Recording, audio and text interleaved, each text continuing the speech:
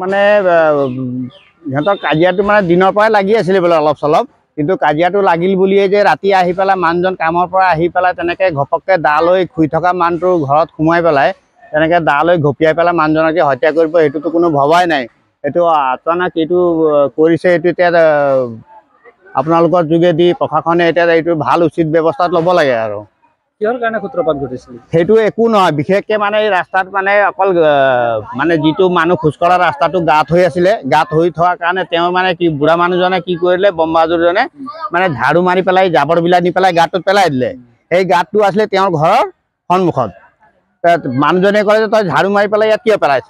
সেই মানে মেইন কাৰণটো হ'ল সেইটোৱেই। সিমানতে দিনটোৰ লগত ঘৈণীয়েকৰ লগত লাগিল। সন্ধিয়া মানুহজন যোনজনে মাৰিলে তেওঁ ক'ৰবাত কামত গৈছিলে, কামৰ পৰা অহাৰ পিছত লগে লগে মানে ঘৈণীয়েকে চাগে উচুটাই দিলে।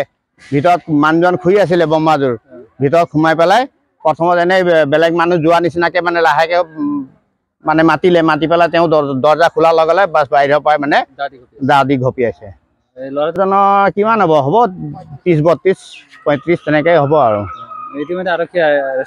আৰক্ষী আহি পেলাই লৈ গৈছে, কালি ৰাতিয়ে নিছিলে, নি পেলাই এতিয়া আকৌ আহি পেলাই ৰাইজৰ সন্মুখত দি আকৌ গোটেইখিনি চালি জাৰি লৈ গ'ল। আকৌ মানুহজন ধলাইবিল, প্ৰথম ধলাইবিল নিয়া হ'ল, ধলাইবিলৰ পৰা টুমুকি নিলে, টুমুকিত মানে গুৱাহাটী ৰেফাৰ কৰিছিলে কিন্তু নিব নোৱাৰিলে, তাতে ঢুকাল বম বাহাদুৰ। হয়, প্ৰায় 70।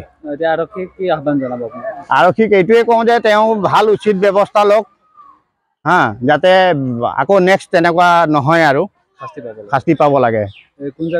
এইটো বৰমতা, ধলাইবিল বৰমতা। ঠিক আছে।